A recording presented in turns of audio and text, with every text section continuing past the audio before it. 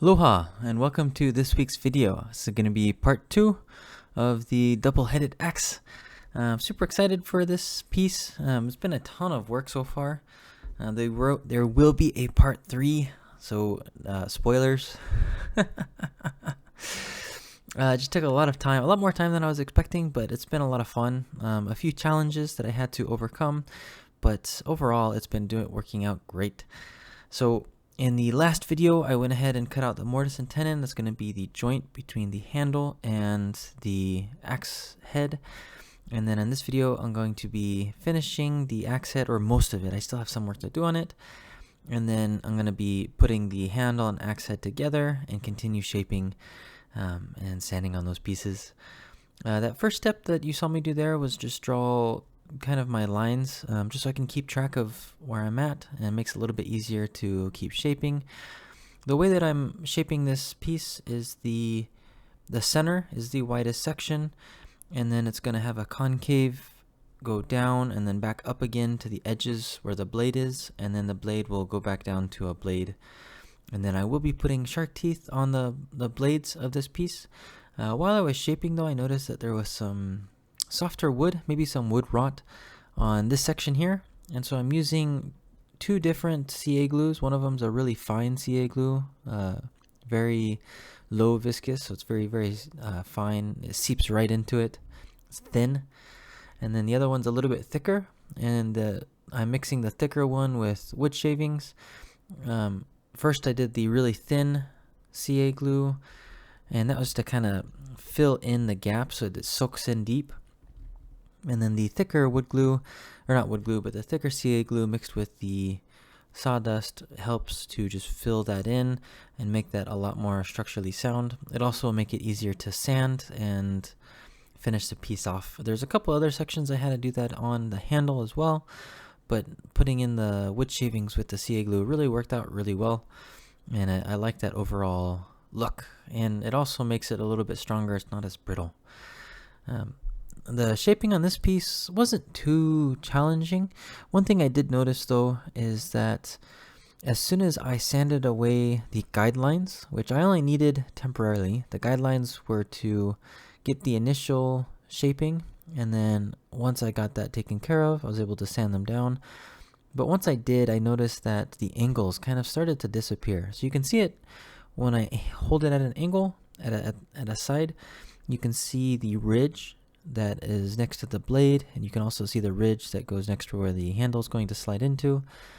But if you're looking at it straight on, all of those contours kind of just disappear.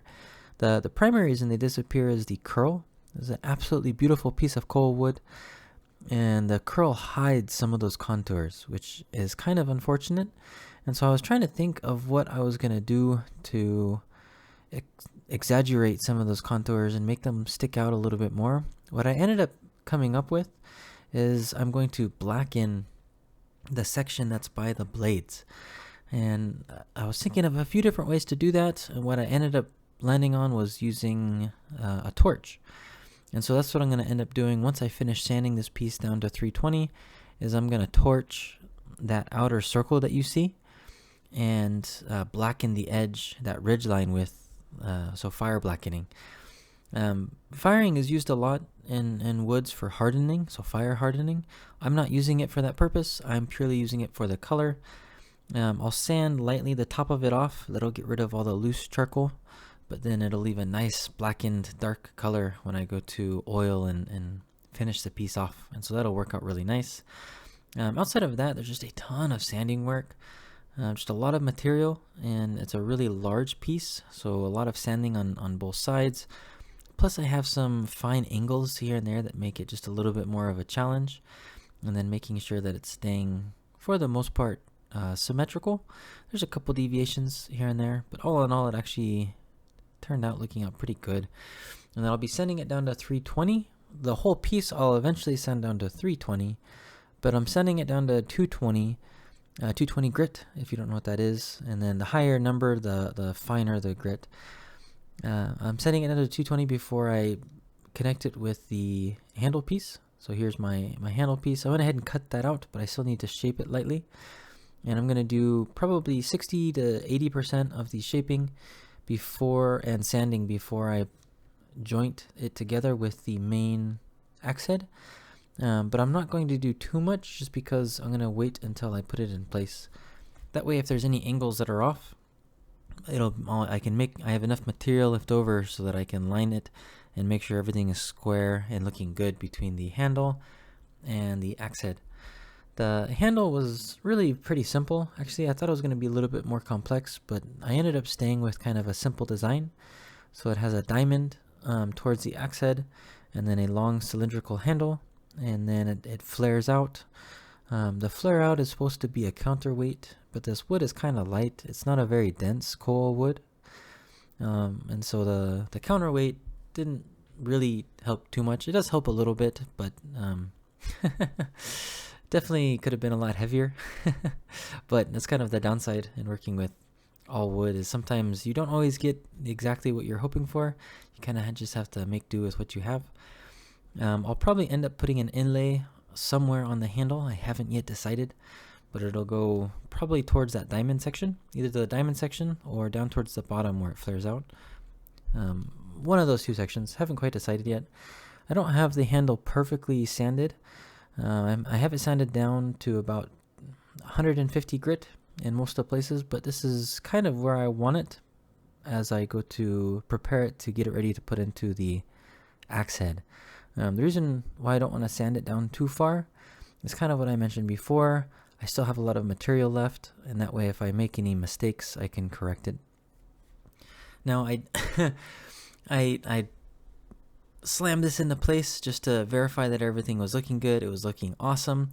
So I popped it back out and then got it ready for glue up. I was a little bit nervous in gluing up just because the edges where that joint meets are a lot more fine now, those two leaves. And so I was kind of worried that if I caught an edge, I would potentially break a corner off. And that's exactly what I ended up doing. I broke this corner right there off. But it's not too bad because it was a nice clean shear, which means I just put a little bit of glue in there, put it back in place, and it'll just glue right up. So it's really not that big of a deal. One thing that I did end up doing is there were some gapping in between the joints, and so I mixed up some wood glue with wood shavings from this piece, and I'm just filling in those gaps using this shaving wood glue. The nice thing here is it'll fill in the gaps, and the gaps will look a little bit more close to the wood itself, and so it'll be a nice continuous grain, or at least look kind of similar to that. And then here is the torch. So this is just a super cheap torch. I really should have got a better one, but it is what it is. It took me a little bit to get used to it, but once I got used to it, it became pretty fast at darkening. Now it is kind of spreading because I don't have any shielding on here, so I'm trying to be careful. I'm not too worried about it spreading a little bit though, just because I'll be coming back with the sandpaper to clean up the edges and make it look a lot nicer. But I absolutely love the way that this turned out looking. I think it was just perfect. So it was a big wide blade, and the coal wood was just absolutely gorgeous, and so I didn't want to distract too much from the wood, but at the same time I wanted to add some additional character and offsetting so that your eyes have more places to look and go back and forth, and blackening that section there just worked out beautifully. So now it's just back to sanding. I have a ton of sanding to do on this piece. I am going to be sanding it all the way down to 320. I still wanted to add a little bit more character to the blades. Even though the wood is beautiful, they didn't feel perfect, and so I haven't yet decided what I was going to do there. But every day when I finish up, I kind of think about it, and I take those thoughts and I kind of just play in my mind as to what might look the best. But I absolutely love the way that this fire darkening worked out beautifully. It just gives a nice contrast to the coal wood as well as to the overall piece itself. I think it makes it look just so much better. But this piece it's been a ton of work.